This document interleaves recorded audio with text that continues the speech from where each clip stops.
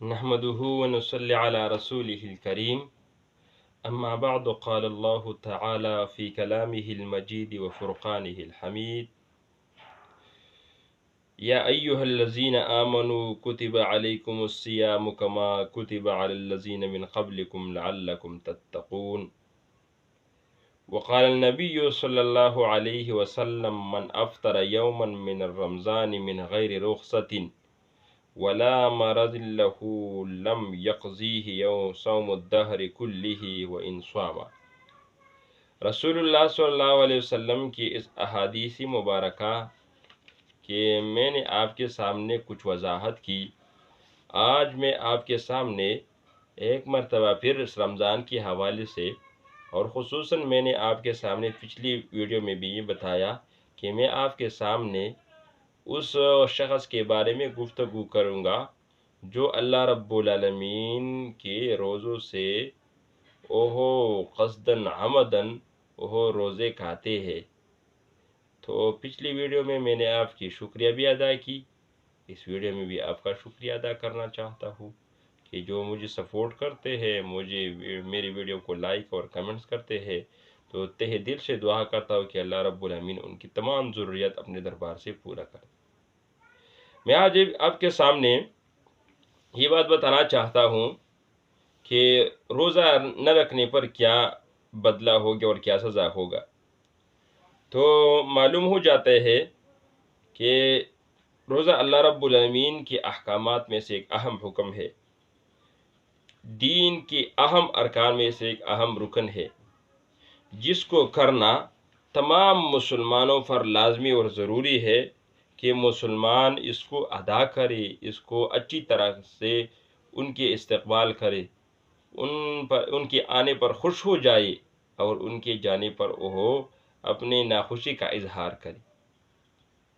عید بھی اللہ رب العالمین کی طرف سے ایک نعمت ہے، لیکن رمضان کے بارے میں جتنی نعمت رسول اللہ صلی اللہ علیہ وسلم نے بتائی وہ کسی اور چیز کے بارے میں نہیں بتایا۔ تو صبح صادق سے لے کر غروب آفتاب تک کھانے پینے، جماع اور جائز خواہشات سے منع کرنے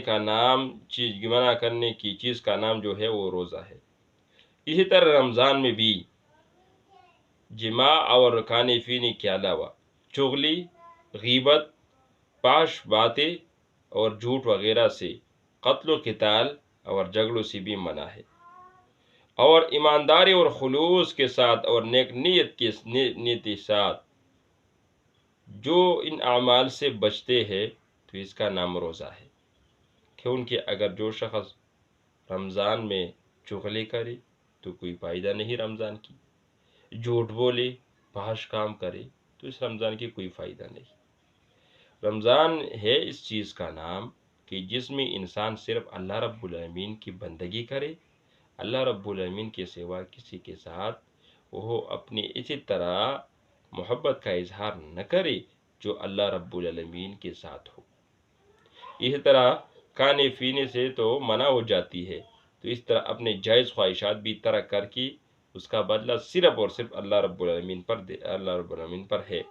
کہ بندہ اپنے جائز خواہشات کو بھی، کھانے پینے کو بھی، غیبت، چغلی اور اسی طرح کاموں کو بھی ترک کرتے ہیں تو اس کا بدلہ اللہ رب العالمین دیتا ہے۔ اسی طرح لہذا روزے کے حالت میں کھانا پینا، جماع کرنا اور دیگر بری باتوں سے بچنا اور پرہیز کرنا انسان کے لیے ضروری ہے کہ وہ رمضان میں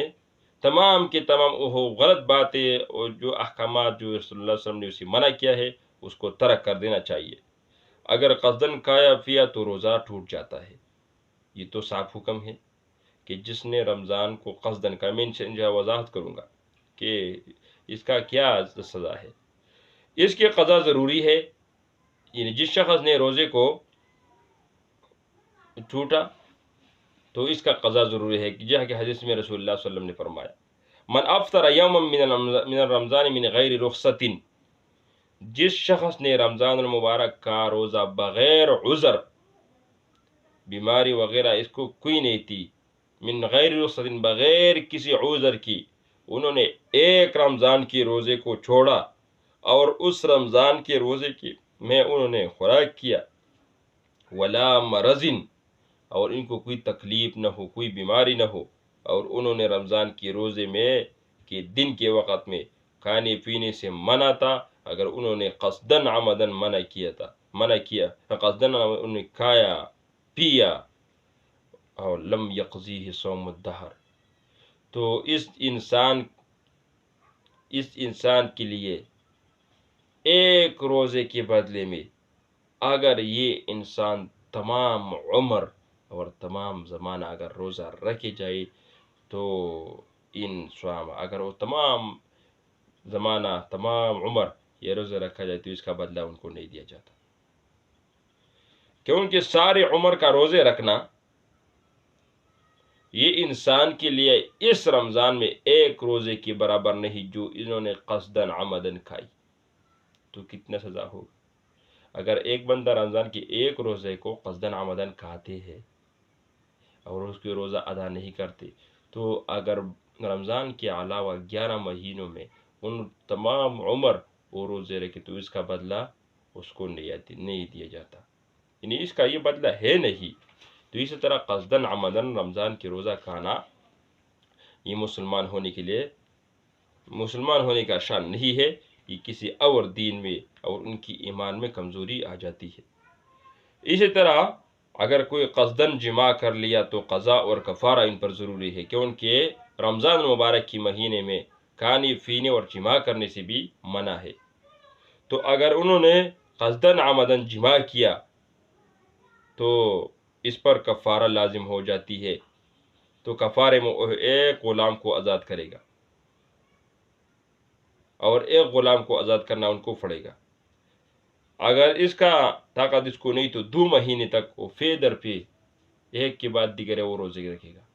یہ ایک روزہ رکھنے کی وجہ سے ان کو یہ سزا مل جاتی ہے کہ انہوں نے قصدن یہ روزہ کھائی۔ تو اگر اس کا طاقت بھی نہیں ہے تو 60 مسکین کو وہ کھانا کھلائے گا، کیونکہ انہوں نے ایک رمضان کی روزہ ٹوٹا، ان کو قصدن عمدن ایک رمضان کی روزہ وہ نہیں رکھا، تو ان کے لیے کتنا سزا مقرر ہو جائے، کتنا سزا اس شخص کے لیے اگر تمام عمر یہ روزہ رکھے تو اس کے لیے اس کا بدلہ نہیں مل جاتی، اس کا ثواب اس کو نہیں مل جاتی۔ اسی طرح رسول اللہ صلی اللہ علیہ وسلم کے زمانے میں ایک صحابی ایسا کام کیا تو آپ صلی اللہ علیہ وسلم نے ان کو 3 چیزوں کرنے کا حکم صادر فرمایا۔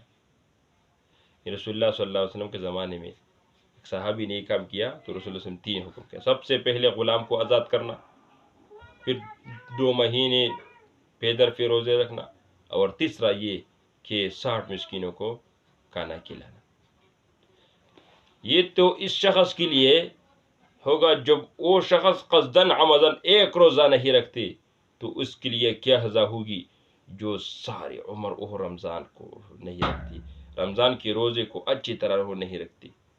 وہ اس میں کھاتے ہیں اور پیتے ہیں، تو کیا ہوگا اس کے لیے؟ حدیث میں رسول اللہ صلی اللہ علیہ وسلم نے فرمایا کہ فَإِذَا أَنَا بِقَوْمٍ مُعَلِّقِينَ بِعَرَاقِبِهِمْ مُشَقَّةً أَشْدَاقُهُمْ يَسِيلُ أَشْدَاقُهُمْ دَمًا قال قلت من هؤلاء قال الذين يفطرون قبل تحليل صومهم۔ صلی اللہ علیہ وسلم نے فرمایا میں نے معراج میں ایسے لوگوں کو دیکھا جو الٹے لٹکے ہوئے ہیں اور ان کے منہ کو چیر دیا جاتا، جس سے خون بہایا جاتا۔ میں نے کہا یہ کون لوگ ہیں؟ وہ لوگ جو روزے کے پہلے افطاری کر لیتے تھے، تو روزہ یعنی مغرب کے پہلے سے وہ افطاری کرتے تھے، تو یہ اس کے لیے سزا ہے جو روزہ افطار سے پہلے اور روزے کو ٹوٹ کرتے تھے، افطاری کرتے تھے، تو اس کے لیے کیا سزا ہوگی؟ جو شخص رمضان کی روزے نہیں رکھتے اور رمضان کے روزے کو قصدن عمدن کھاتے ہیں، تو ان کے لیے جہنم ہی جہنم ہوگا، کیونکہ اللہ رب العالمین کے ایسا حکم ہے کہ جس کی نافرمانی میں اللہ رب العالمین اس کو جہنم میں ڈال جائے گا، اور اس کو ادا کرنے میں اللہ رب العالمین خود اس کا بدلہ جنت دیا جاتا ہے۔ تو اس ایک عمل کا بدلہ رب ذوالجلال جنت دیتے ہیں، تو دوسری کے خواہ ان کی بدلہ وہ جہنم دیا جاتا ہے۔ تو ہمیں چاہیے کہ ہمیں قصدن عمدن اور اپنے روزے کو احترام حفاظت کرنا ہے کہ نہ اس میں چغلی ہو، نہ غیبت ہو، نہ حرام کوئی چیز ہو، بلکہ ہمارے اور آپ کی روزہ خالصاً اللہ رب العالمین کی رضا کی خاطر ہو۔ تو آئیے ہم میں بھی اس کو سمجھنا چاہیے، اس پر عمل کرنا چاہیے کہ ہمارا روزہ قصداً عمدن وہ نہ ٹوٹے۔ اگر کسی بیماری کی وجہ سے ہو تو اس کو اللہ رب العالمین نے رخصت دیا ہے، تو ان کے لیے اجازت ہے۔ لیکن جس شخص نے قصداً عمدن روزہ نہیں رکھا تو یہ اللہ رب العالمین کے حکم کی نافرمان ہوگا اور اس کا بدلہ جہنم ہوگا۔ تو یہ نافرمان یہ اس شخص کی سزا تھی جو روزہ کو قصداً عمدن ٹوٹتے ہیں، بغیر کوئی رخصت کی وہ روزے کے رمضان کی روزے نہیں رکھتے اور وہ افطار سے ہو۔ تو انشاءاللہ اگلے ویڈیو میں پھر میں آپ کے سامنے اس رمضان کے حوالے سے کچھ باتیں بتاؤں گا۔ تب تک کے لیے چاہتا ہوں